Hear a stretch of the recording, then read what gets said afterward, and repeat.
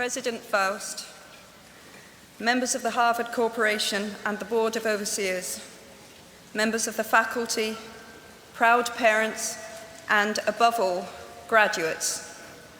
The first thing I would like to say is thank you. Not only has Harvard given me an extraordinary honor, but the weeks of fear and nausea I have endured at the thought of giving this commencement address have made me lose weight.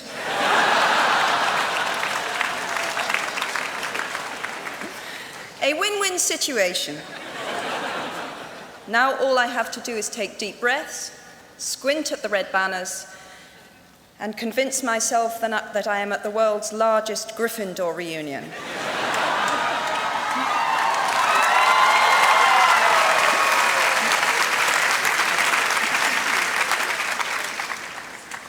Delivering a commencement address is a great responsibility, or so I thought, until I cast my mind back to my own graduation.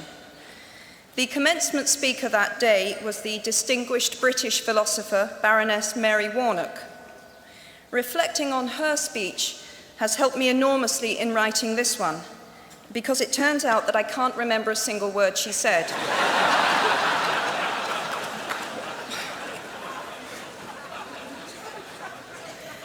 This liberating discovery enables me to proceed without any fear that I might inadvertently influence you to abandon promising careers in business, the law, or politics for the giddy delights of becoming a gay wizard.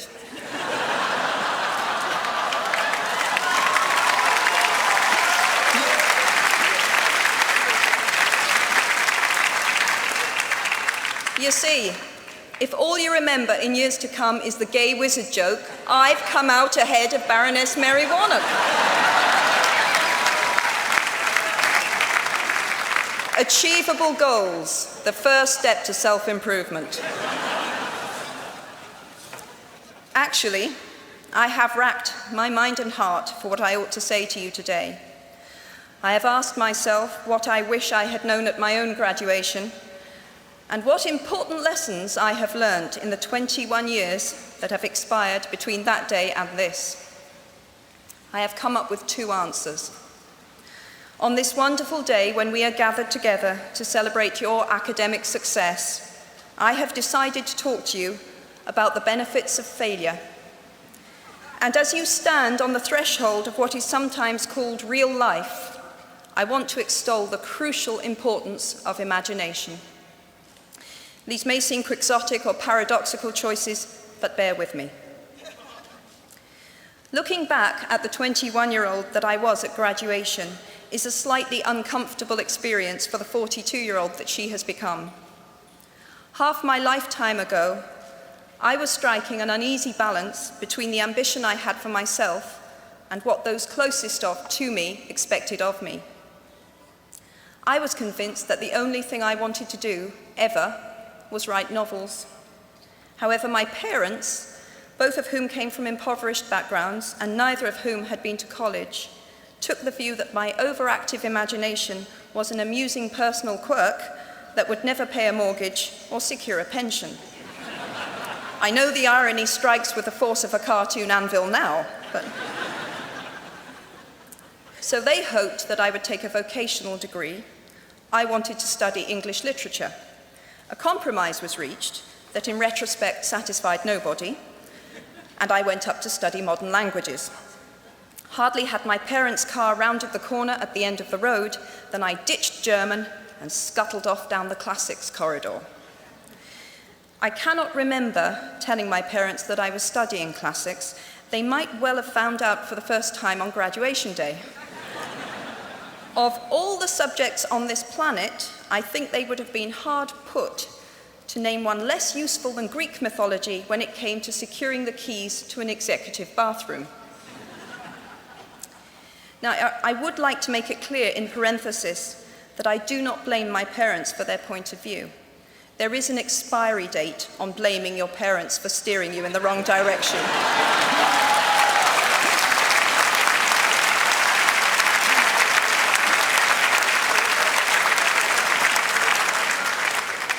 The moment you are old enough to take the wheel, responsibility lies with you.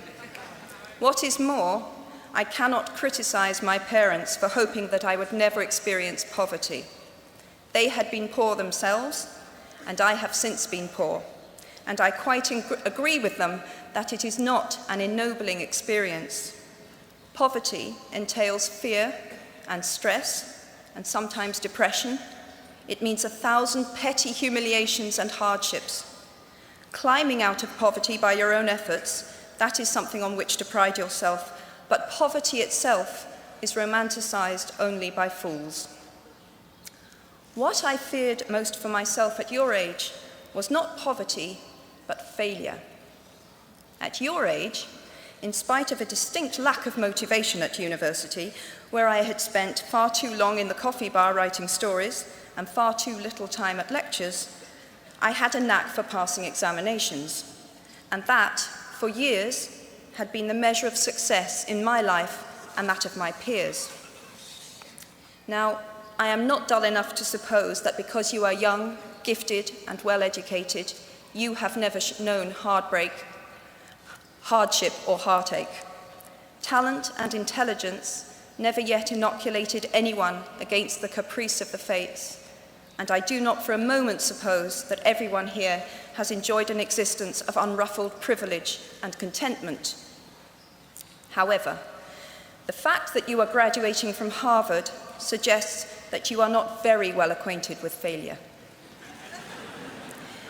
You might be driven by a fear of failure quite as much as a desire for success.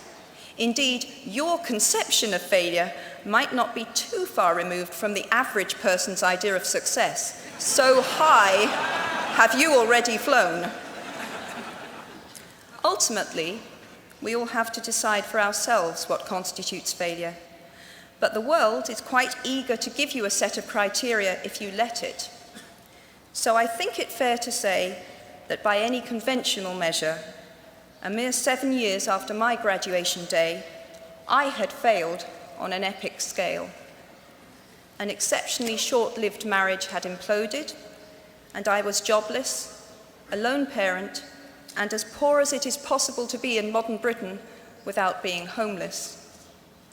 The fears that my parents had had for me and that I had had for myself had both come to pass.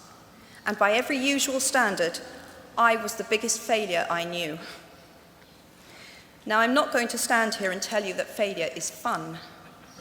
That period of my life was a dark one, and I had no idea that there was going to be what the press has since represented as a kind of fairy tale resolution.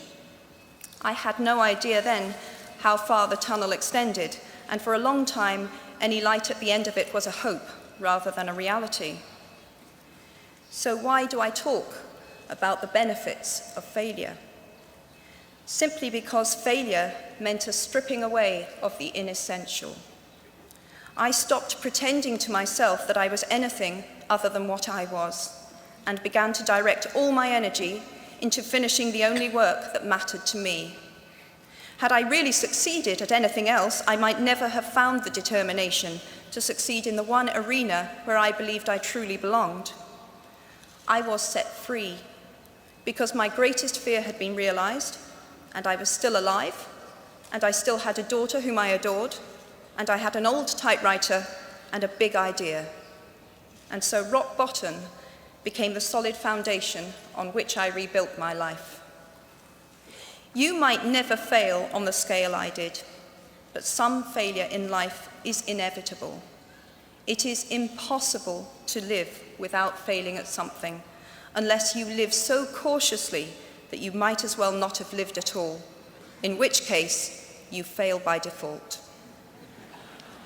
Failure gave me an inner security that I had never attained by passing examinations. Failure taught me things about myself that I could have learned no other way. I discovered that I had a strong will and more discipline than I had suspected. I also found out that I had friends whose value was truly above the price of rubies. The knowledge that you have emerged wiser and stronger from setbacks means that you are, ever after, secure in your ability to survive. You will never truly know yourself, or the strength of your relationships until both have been tested by adversity. Such knowledge is a true gift for all that it is painfully won, and it has been worth more than any qualification I ever earned. So given a time turner, I would tell my 21-year-old self that personal happiness lies in knowing that life is not a checklist of acquisition or achievement. Your qualifications, your CV, are not your life, though you will meet many people of my age and older who confuse the two. Life is difficult and complicated and beyond anyone's total control, and the humility to know that will enable you to survive its vicissitudes. Now, you might think that I chose my second theme, the importance of imagination, because of the part it played in rebuilding my life, but that is not wholly so. Though I personally will defend the value of bedtime stories to my last gasp, I have learnt to value imagination in a much broader sense. Imagination is not only the uniquely human capacity to envision that which is not, and therefore the fount of all invention and innovation. In its arguably most transformative and revelatory capacity, it is the power that enables us to empathize with humans whose experiences we have never shared. One of the greatest formative experiences of my life preceded Harry Potter, though it informed much of what I subsequently wrote in those books. This revelation came in the form of one of my earliest day jobs. Though I was sloping off to write stories during my lunch hours, I paid the rent in my early 20s by working at the African Research Department of Amnesty International's headquarters in London. There in my little office, I read hastily scribbled letters smuggled out of totalitarian regimes by men and women who were risking imprisonment to inform the outside world of what was happening to them. I saw photographs of those who had disappeared without trace, sent to Amnesty by their desperate families and friends. I read the testimony of torture victims and saw pictures of their injuries. I opened handwritten, eyewitness accounts of summary trials and executions, of kidnappings and rapes. Many of my co-workers were ex-political prisoners, people who had been displaced from their homes or fled into exile because they had the temerity to speak against their governments. Visitors to our offices included those who had come to give information or to try and find out what had happened to those they had left behind. I shall never forget the African torture victim, a young man no older than I was at the time, who had become mentally ill after all he had endured in his homeland.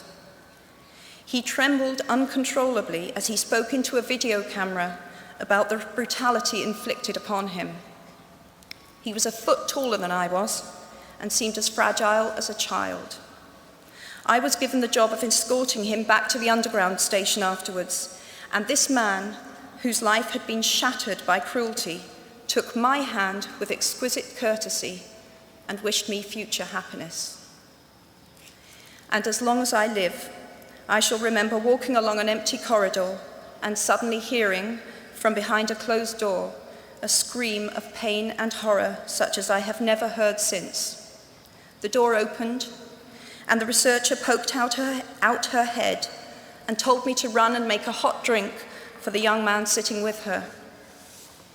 She had just had to give him the news that in retaliation for his outspokenness against his country's regime, his mother had been seized and executed. Every day of my working week in my early 20s, I was reminded how incredibly fortunate I was to live in a country with a democratically elected government, where legal representation and a public trial were the rights of everyone. Every day, I saw more evidence about the evils humankind will inflict on their fellow humans to gain or maintain power. I began to have nightmares, literal nightmares, about some of the things I saw, heard, and read. And yet, I also learned more about human goodness at Amnesty International than I had ever known before. Amnesty mobilizes thousands of people who have never been tortured or imprisoned for their beliefs to act on behalf of those who have. The power of human empathy leading to collective action saves lives and frees prisoners. Ordinary people whose personal well-being and security are assured join together in huge numbers to save people they do not know and will never meet. My small participation in that process was one of the most humbling and inspiring experiences of my life. Unlike any other creature on this planet, human beings can learn and understand without having experienced. They can think themselves into other people's places. Of course, this is a power, like my brand of fictional magic, that is morally neutral. One might use such an ability to manipulate or control, just as much as to understand or sympathize. And many prefer not to exercise their imaginations at all. They choose to remain comfortably within the bounds of their own experience, never troubling to wonder how it would feel to have been born other than they are. They can refuse to hear screams or peer inside cages. They can close their minds and hearts to any suffering that does not touch them personally. They can refuse to know. I might be tempted to envy people who can live that way, except that I do not think they have any fewer nightmares than I do. Choosing to live in narrow spaces leads to a form of mental agoraphobia, and that brings its own terrors. I think the willfully unimaginative see more monsters. They are often more afraid. What is more, those who choose not to empathize enable real monsters, for without ever committing an act of outright evil ourselves, we collude with it through our own apathy. One of the many things I learned at the end of that classics corridor down which I ventured at the age of 18 in search of something I could not then define was this, written by the Greek author Plutarch. What we achieve inwardly will change outer reality. That is an astonishing statement, and yet proven 1,000 times every day of our lives. It expresses in part our inescapable connection with the outside world, the fact that we touch other people's lives simply by existing. But how much more are you, Harvard graduates of 2008, likely to touch other people's lives? Your intelligence, your capacity for hard work, the education you have earned and received give you unique status and unique responsibilities. Even your nationality sets you apart. The great majority of you belong to the world's only remaining superpower. The way you vote, the way you live, the way you protest, the pressure you bring to bear on your government has an impact way beyond your borders.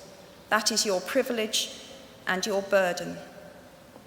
If you choose to use your status and influence to raise your voice on behalf of those who have no voice, if you choose to identify not only with the powerful but with the powerless, if you retain the ability to imagine yourself into the lives of those who do not have your advantages, then it will not only be your proud families who celebrate your existence, but thousands and millions of people whose reality you have helped change.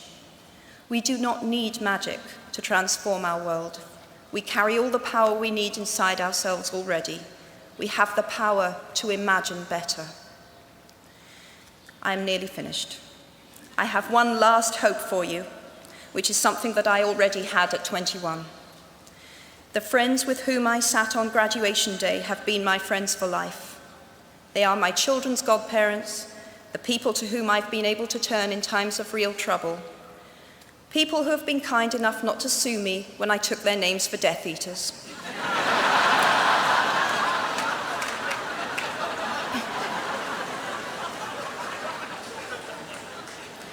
At our graduation, we were bound by enormous affection, by our shared experience of a time that could never come again, and of course, by the knowledge that we held certain photographic evidence that would be exceptionally valuable if any of us ran for Prime Minister. So today, I wish you nothing better than similar friendships. And tomorrow, I hope that even if you remember not a single word of mine, you remember those of Seneca, another of those old Romans I met when I fled down the classics corridor in retreat from career ladders in search of ancient wisdom. As is a tale, so is life. Not how long it is, but how good it is what matters. I wish you all very good lives. Thank you very much.